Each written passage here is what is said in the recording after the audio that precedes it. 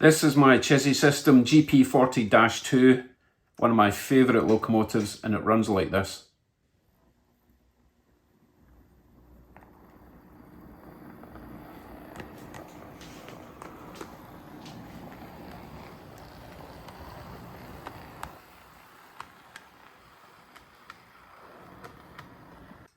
This is also a GP40-2 that I got from a train show the other day for about $10, but it currently runs like this.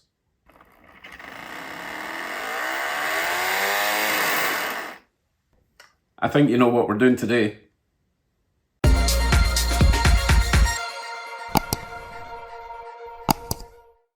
Hello YouTubes, welcome to another Fix It Friday. On the chopping block today, my Canadian National GP40-2. Let's go. So these are both Bachman units.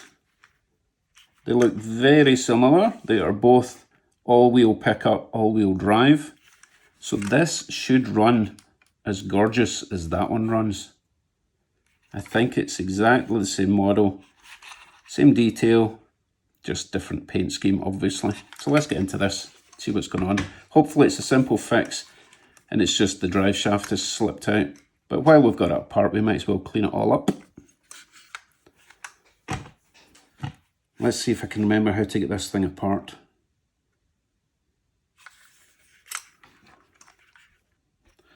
I think I need to take this off first of all, which I think just unclips, because there's no screws holding it in, obviously. As usual, I'm being very careful because I don't want to break anything.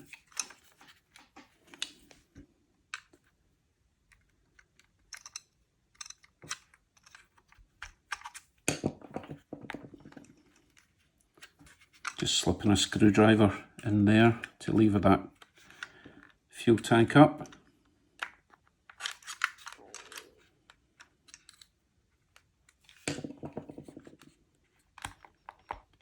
God, I don't remember it being this tight on the other one. Maybe it's never been off.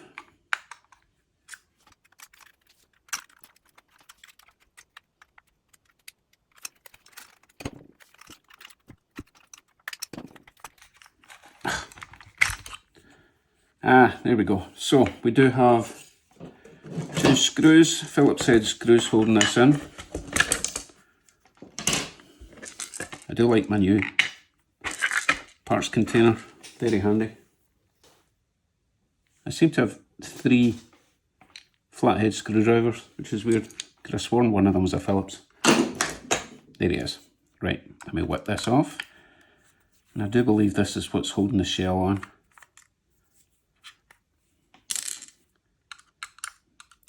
Now, from previous experience, I know that the interior of the Bachmans are quite different from the Athearns that we're used to.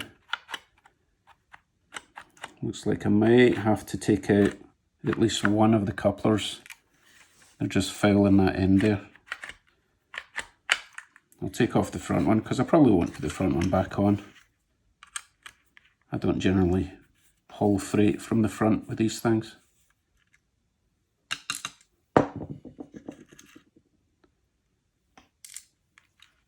So now I can lift it up at the front, slide it back a little bit, and it should escape from the rear. Lovely. As much as they are quite different from Athearns, they're kind of neat, because if you ever want to add a decoder, you can just lie it up there. It's not going to foul any of the drivetrain. Right, let's figure out why this was not turning the wheels. I can pretty much tell straight away. You see in there? You see that the drive shaft going to the worm gear? It's not actually connected to the worm gear. So let's see, we unscrewed that to drop the truck out, but that's not really going to help us because we need to get the drive shaft into the worm gear while it's in place. I hope it is just slipped out. Let's see if we can push that back in. This is actually quite common. I've had this happen a couple of times on my chassis loco.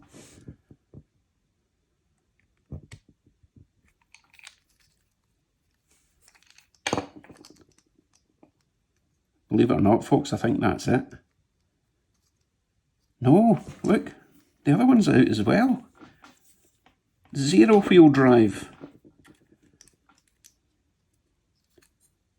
Let's shove that down a bit.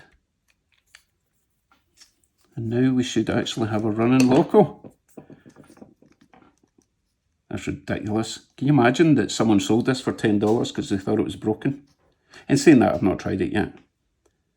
Right, I'm going to try it off camera, and if it works, I'm going to come back and clean it all up so that we get the absolute best run out of it. See you in a sec. Okay, it does indeed run, but it's not great because it's not been running a long time and it's been sitting in filth. So I'm going to whip off the truck sides, get the wheels off, give the wheels a clean, give the gears a clean, put some lube in the worm gears. The motor looks brilliant. I mean, it's nice and shiny, everything looks clean. I have zero access to the commutator, but I can see it through there and it looks clean as well. So I think this thing popped its drive shaft and someone just put it in a shelf full of filth, and it's sat there for years. Right, cleaning time. Now I will be using my rubber gloves because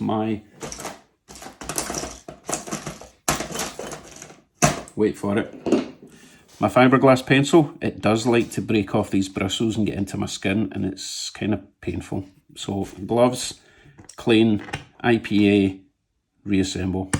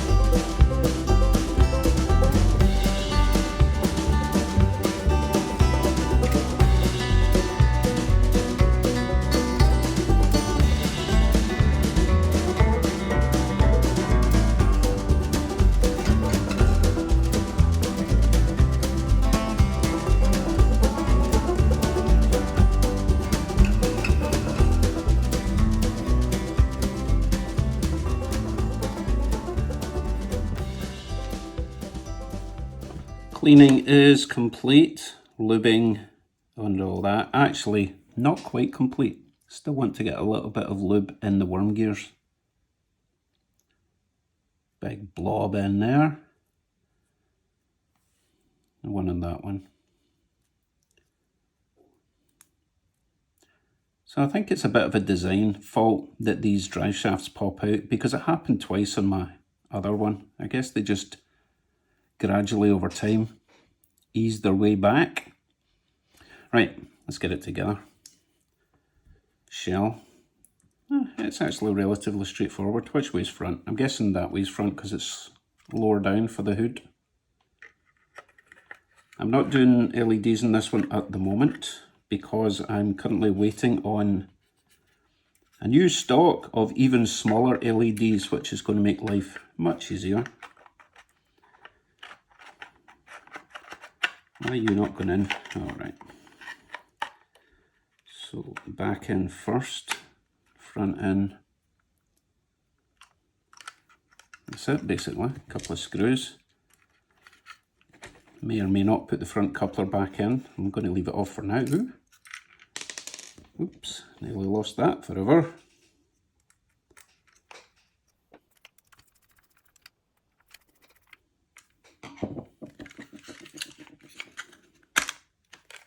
And we are done, other than a little bit of glue in that horn. Let me do that right now.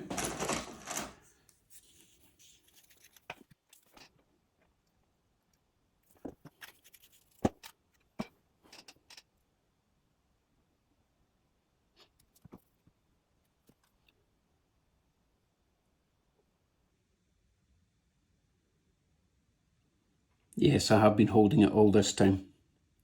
Are you going to stay? Yes. To the track. I am expecting perfection from this. Don't make me look like a fool.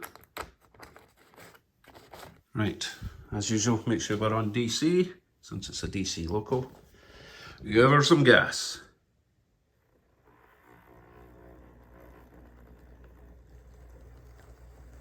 Beautiful.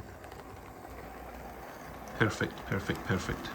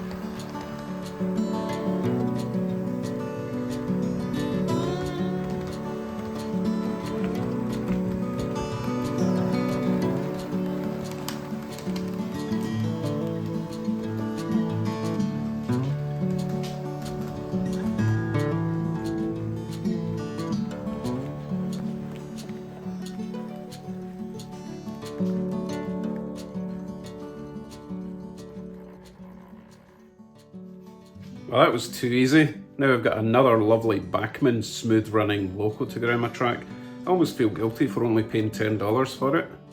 No, I don't. Next week, I'm going to be working on this, which is another Bachman, but it runs backwards and there's a pile of wiring in there that I can see. And this roof has been removed at some point. So this is going to be interesting to see what's going on with this. Pennsylvania Railroad apparently, thanks for letting me know. And also, Milk on Monday coming up. Got some pretty exciting packages, hopefully will arrive in time. Thanks for watching everyone. See you soon. More trains to play with.